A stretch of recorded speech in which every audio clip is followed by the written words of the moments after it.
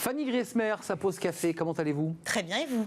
Moi je vais fort bien. Vous nous parlez aujourd'hui du nudge. Je ne sais pas si on dit du nudge d'ailleurs, c'est le nudge. Oui, du nudge.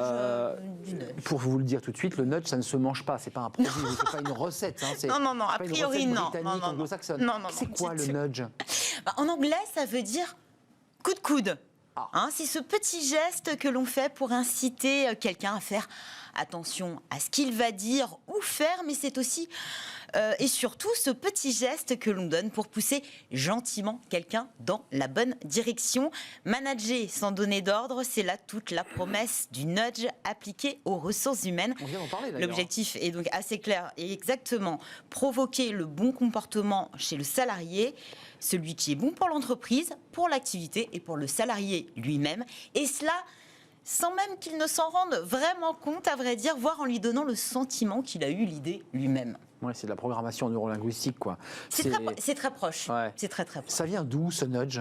Alors, le nudge, c'est un concept théorisé par deux Américains, Richard Taylor, qui est économiste à l'Université de Chicago, et Cass Sunstein, professeur à l'Université de Harvard. Il popularise le nudge en 2008 dans un livre qui devient rapidement un best-seller, Nudge, la méthode douce pour inspirer la bonne décision. Le succès est tel que Richard Taylor reçoit le prix Nobel d'économie en 2017. Alors, le nudge est en réalité un outil, l'outil d'une doctrine assez contradictoire, vous allez le voir. Il s'agit du paternalisme libertarien. Oui. Alors, pour faire simple, l'État ou les décideurs seraient les pères de tous et conduiraient les individus vers les directions qui promeuvent leur bien-être. Donc on serait incapable d'aller dans le sens de notre propre bien-être. C'est un peu la théorie des libertariens. On est libre de faire ce que l'on veut, l'État nous oppresse, quoi. Exactement. Alors c'est la psychologie, en tout cas comportementale, qui nous le dit. Nous sommes tous des êtres irrationnels. Nous faisons les mauvais choix. À cause de quoi? À cause des biais cognitifs. Un exemple, par exemple, la peur de perdre supérieure à l'espoir de gagner. Alors il faudrait nous aider, oui. Mais puisqu'il est dit libertarien, le paternalisme cherche paradoxalement à préserver la liberté de choix.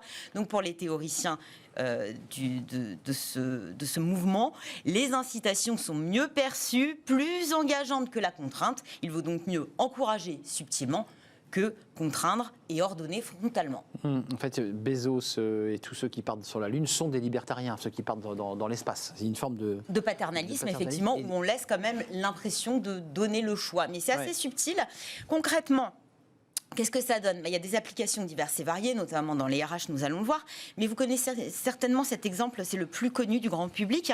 Assez spécial, il met en scène des mouches, de fausses mouches collées au fond des urinoirs de l'aéroport d'Amsterdam Schiphol pour aider justement les hommes à viser juste. Alors un aménagement assez bête qui a tout de même permis à l'aéroport de réduire de 80% ses dépenses de nettoyage de toilettes pour les hommes. Simple, potache, mais efficace. Alors, en ressources humaines, il ne s'agit pas là de mouches, mais d'autres petites techniques. En fait, ça se fond à l'environnement aussi de travail. On a des applications assez concrètes qui ont vu le jour ces dernières années, parce que bien sûr, les RH et les ressources humaines commencent à regarder de très très près la méthode, une alternative au bâton et à la carotte, et puis aussi un levier de performance des équipes. Alors par exemple, on va trouver l'aménagement de l'espace de travail. On en parlait récemment avec le Flex Office, pour favoriser l'esprit d'équipe.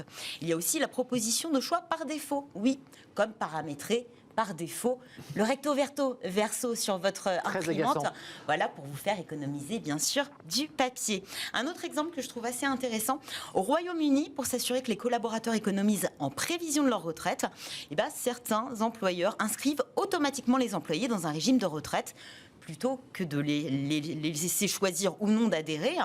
Donc, en fait, vous pouvez choisir de vous désengager, mais pour ça, il n'y a aucun nudge qui vous incite à le faire. Puis, d'autres entreprises, on va mettre plutôt en avant le bénéfice plutôt qu'imposer une action. Par exemple, on va afficher les économies d'énergie réalisées par les entreprises qui encouragent à la fermeture des ordinateurs en partant le soir, plutôt que d'obliger les salariés à le faire. Ce sont des petits trucs. C'est presque subliminal, j'ai envie de vous dire. Donc il y a quand même une main qui réfléchit à tout ça. Une main invisible, celle du manager, bien sûr. Qui manipule ou qui est vraiment dans la bienveillance? Alors c'est là tout le débat. Bienveillant, manipulateur. Alors c'est vrai que pour ces adeptes, on y voit davantage de la bienveillance. Ça permet d'accompagner avec douceur la performance de l'entreprise, car le coup de pouce évite les postures trop autoritaires, préfère la proposition à l'injonction. Il serait même éthique selon eux, parce que naturellement, les femmes et les hommes veulent aller dans le bon sens, sauf que il suffit d'un petit rien pour les convier à basculer en tout cas du bon côté de la barrière, et en plus sans les forcer à le faire. Ces détracteurs en revanche, ils voient une forme de manipulation, car le nudge en plus ne s'embarrasse pas d'explications. On multiplie les nudges, on crée un univers de travail totalement fléché. On vous amène à vous comporter de telle ou telle manière sans vous dire pourquoi. Donc finalement, ça dispense effectivement les supérieurs hiérarchiques de vous donner des explications. Et puis dans un même temps, de faire appel à votre consentement éclairé. C'est ça. Généralement, c'est donnant-donnant, quoi. Les défenseurs du nudge disent que quand même, on demande l'avis et on doit être assez transparent sur la méthode. Sur le paramétrage en recto verso, je ne sais pas, en tout cas qui ne s'est pas fait avoir. Et vous avez le choix effectivement de paramétrer pour faire un bon recto. Donc c'est un concept en évolution en tout cas dans nos espaces. Oui, ça commence à être distillé, mais c'est vrai que je m'étais penchée sur la question et je pense que ça prend énormément de temps de construire, parce que c'est vraiment une architecture de pensée.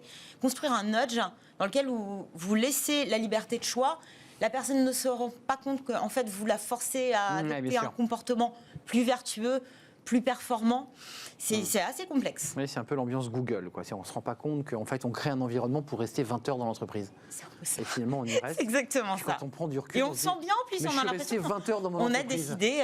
Et voilà, on crée tous les ingrédients. C'est laisser le libre arbitre. Mais tiens, d'ailleurs, est-ce qu'une des notions de la parentalité, c'est pas une forme de nudge, on va en parler. Peut-être. C'est peut-être aussi une manière de permettre aux salariés d'être le plus performant possible en lui proposant un certain nombre d'outils et de services aussi pour lui permettre d'avoir une vie agréable dans l'entreprise. Mais on va parler, vous l'aurez compris, de la parentalité. C'est le cercle RH. On fait une petite pause et on en parle avec des experts sur cette parentalité. Alors, elle marche plutôt pas mal dans les grands groupes. Qu'en est-il dans les PME et les entreprises de taille intermédiaire? C'est peut-être un peu plus compliqué, encore que la loi, l'État s'en est mêlé, avec les 25 jours de congé pour les pères qui viennent d'être papas. On en parle, c'est la parentalité, c'est juste après cette pause.